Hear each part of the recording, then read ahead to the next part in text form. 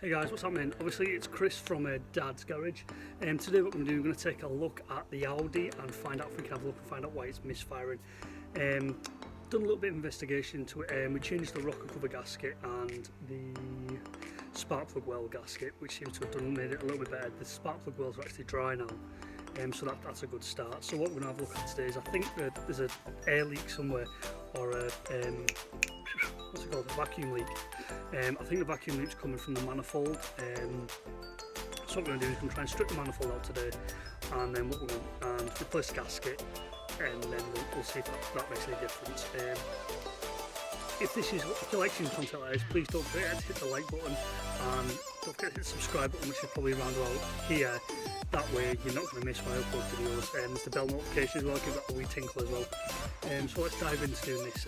Just want to clarify that I am not a qualified mechanic, and the way I'm going to do things probably isn't the right way, but I'm going to do it anyway, and hopefully we should get some results. Okay, right, let's get over the car. Alright guys, so we're now obviously in the engine bay. It's a 4-cylinder car. This is core pack, and this is the manifold that we're loosening today.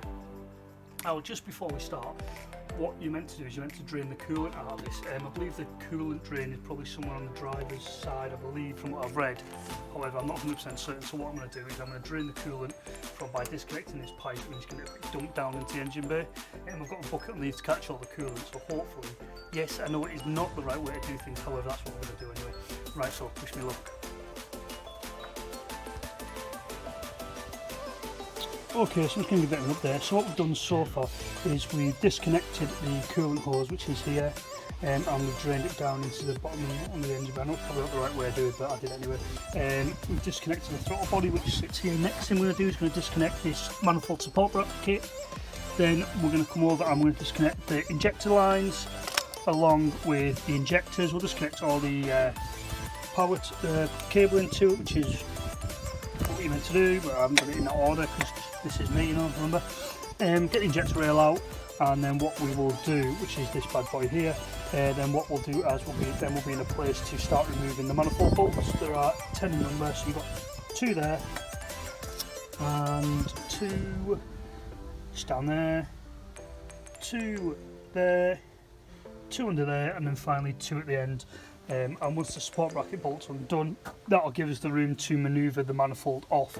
But before we do that as well, before we start manoeuvring, we're going to remove these here, which is holding the dipstick. So obviously remember not to damage the dipstick, which will cause us issues later on. So anyway, that's where we are so far.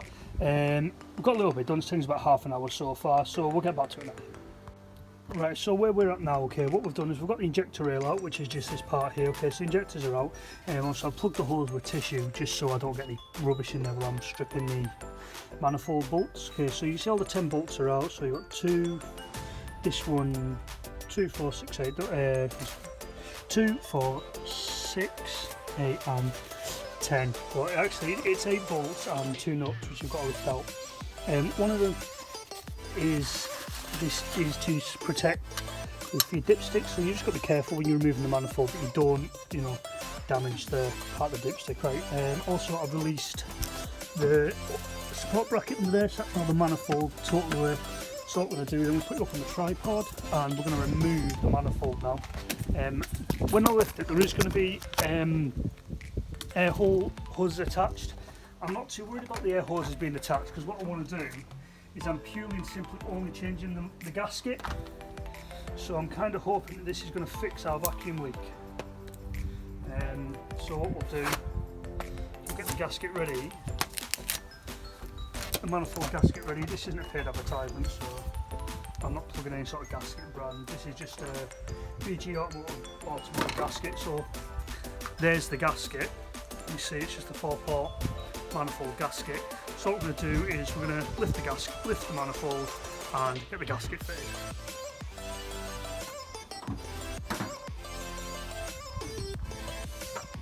As always, get my kinky gloves on.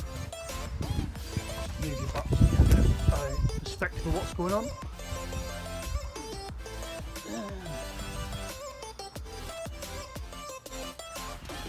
What we'll do is we're racing the light tonight. It's getting dark now. It's what time is it? 27.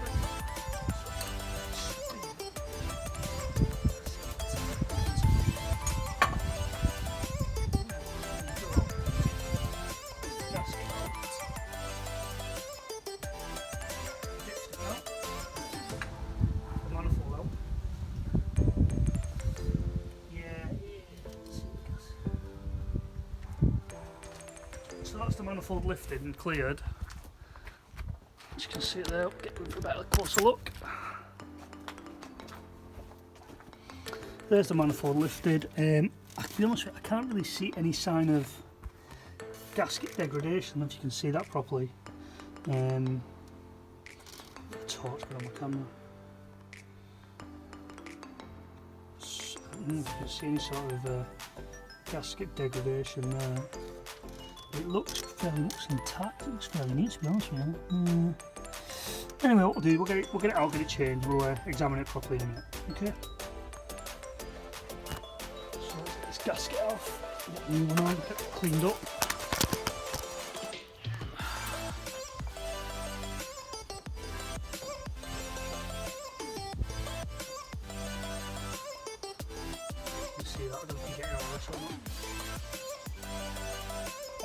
All the manifolds resting on is the support bracket. Okay, there's the old gasket. Not really sure, to be honest with you, if there's any sort of degradation. It looks like there may be a little bit on this corner there, so that could be causing a minor vacuum leak. But while we're here, we'll just have a look down the back and see if we can see any leaks or anything. Just pause this. I'm probably going to do blind the video side, isn't it? Let's have a quick look around there. There's a bit of oil in there, isn't it? I expect to see that. The manifold head looks fairly clean.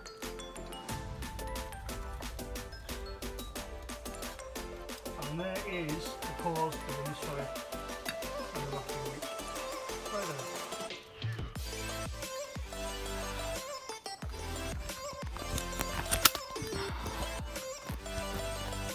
There is the cause of all the issues. Broken pipe.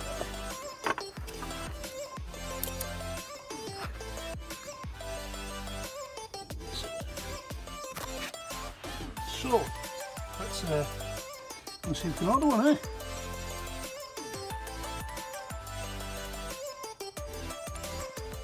Well, where are we with the Audi and fixing the Audi? Well, unfortunately tonight we're not going to get the Audi fixed.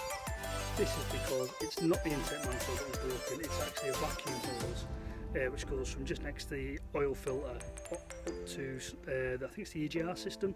I'm going to look it up online tonight and try and find out exactly what the part number is. I think the part number is actually on there for the hose. It's totally sheared. It's too dark to film under the bonnet now. So what we're going to do is I'm going to tidy everything up and try and get the part ordered tomorrow. So what's happening, guys? Welcome back to another video of Dad's Garage. So last time in the video you would have seen that we stripped the Audi down to try and see if it was a manifold leak. Now it's actually turned out it was a crankcase breather hose. It was this little blighter here.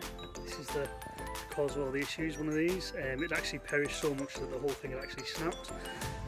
So what I've done is I've bought an upgraded version. This is actually solid plastic. So what we're going to do is we're going to replace all that today and hopefully we'll get the car running like it should, so it's not misfiring. So anyway, stick around, hope you enjoy the video. Right, so we're in the engine bay at the moment of the car, which is make sure the camera doesn't go flying. There we go. Okay, so we're in the engine bay of the car at the moment. Actually, the crankcase breather hose actually sits right on top here in the crankcase, if you can see that or not. And what it's got is so there's the little culprit itself. It actually sits in there, and it's got a gasket which just sits over the top to provide it with a seal. So we're going to fit that into the top of the crankcase, push it down so we can feel it seated. What I'm actually going to do is I'm actually going to use a little bit of Loctite, just a little bit of black silicone. I'm just going to put that down the top just to make sure that I'm totally content it's going to be sealed properly. So we're going to do that. We're also going to find a locking ring that we've got here somewhere, and it is here. So we'll get that on prior to us. No, section. So we'll get that on, and then we can get everything sealed up and start putting everything back. So I'm going to stop throttling, I'm going to get on with this, and we'll cut to, we will do some of the old fast forward with cool music, and we will get to it then.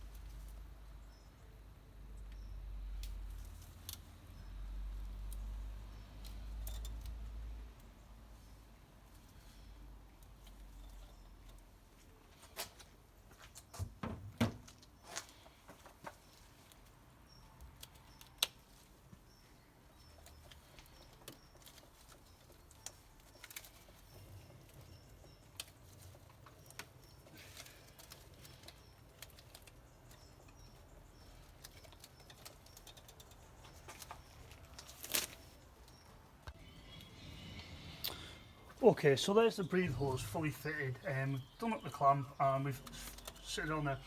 Next thing we're going to do is we're going to get the manifold reseated back on its new gasket, and then we will start attaching all the pipes and everything and start to rebuild the engine in a hope that once we get started we'll have lost all the misfire codes. So what we've got left to do, we've got to refit the manifold, reconnect all the vacuum pipes, refit the injectors, refill the coolant. We'll probably do a full coolant flush as well, so what I'll do is we'll keep rolling through that. I'll show you how to do that. And then we are good to go. Hopefully we can move on to the fun part, which is actually cleaning the car ready to get rid of it, but we'll see.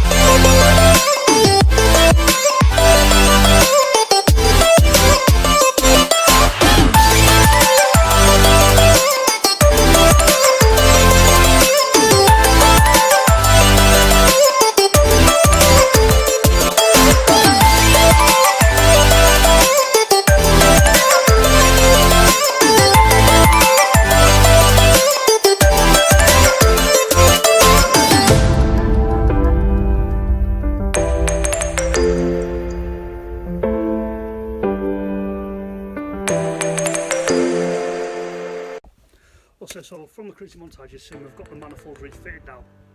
And what we need to go about doing now is we're going to refit the injectors, refit the fuel rail and refit the coolant pipes. Also we need to refit the carbs. So the next thing I'm going to do is I'm going to refit the injectors. Once they've been refitted, then we will refit the bracket which is holding that actual manifold on, just to steady it, because that way I've got more access under it so I can start pulling everything back in. So we'll get all that done and we'll cut back when I've got all that finished. So we'll go from there. Okay guys, so that is everything buttoned up now. So you can see the exhaust, everything's back together now. Manifold's been refitted, we've topped the coolant up. So here we're going to go for a test flash and see if she fires up. Hopefully she won't be sounding as rough as she did. Like I said, we replaced the manifold gasket, we replaced the breather pipe. Everything looks to be in order in the engine bay. I mean, I've connected everything I should have connected. Tightened everything up, so what we'll do, chuck it on the tripod which is back here, and then we will fire it up and see how we go.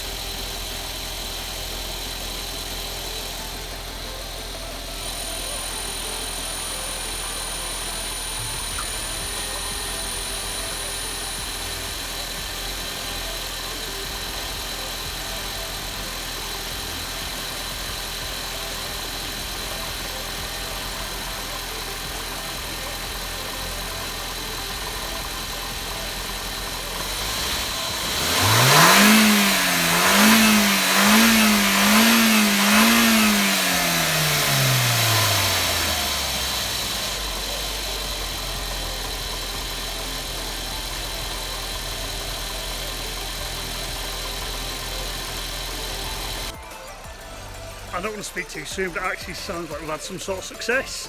So we've replaced all the breather pipes and everything, so the engine is coming back down to an idle now after a good rev. Let's go and see what the gauges are doing.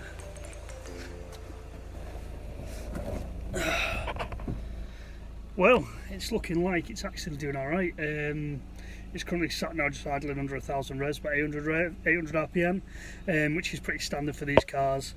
So what we're going to do, just going to let her heat up now, and we'll check back in.